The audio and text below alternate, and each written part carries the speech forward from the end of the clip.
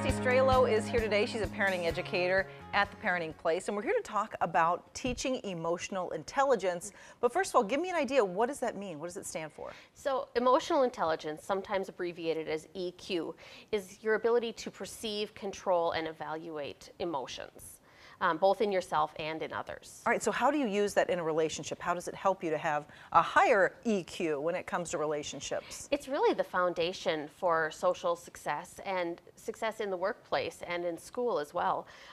It's the foundation for teamwork, empathy, relating to others, flexibility, communication, decision-making, the list goes on. All right, so you shouldn't assume that someone is born with or just inherently has an emotional intelligence. Right. Well, so you need to develop it though too.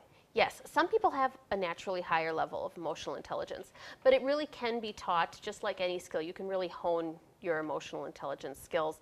And the way to do that with children is really showing empathy when they're upset, really acknowledging that and also labeling it.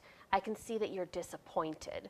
You know, really the more emotional vocabulary you use, the easier it's going to be for children to identify their own emotions. And other people's too, so they know how to react in certain situations. Okay, so Yes. Showing empathy, and then what does it mean to create an emotional safe space?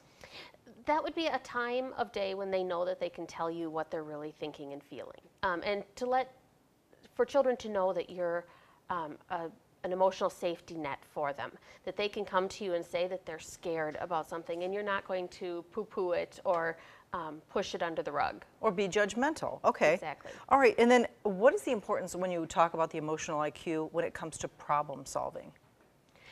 Well, so with problem solving, if your child is having a problem at school, to really brainstorm solutions and talk through what possible outcomes are going to be. Okay. What do you think might happen in this situation, or how do you think the other person is feeling?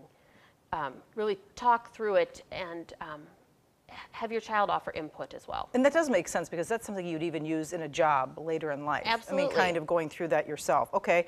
And then when it comes to modeling, what are some of the key things parents should make sure they're doing when it comes to modeling emotional intelligence? Well, as parents, sometimes we want to put on our happy face and pretend like everything is fine all the time. And it's actually really important for kids to see us have trouble with emotions, to acknowledge your own frustrations, and then show your child how you've worked through that, what skills you're using to help with that. When I'm frustrated, I just need to spend some time alone. Or, let's go do something else because this is kind of making me upset. Showing them those techniques that they can then apply to their own lives. Very good. Thank you so much, Christy, for joining us today, too. Thank you for having All right, me. for all about emotional intelligence. And if you'd like more parenting tips, just head to our website at news8000.com.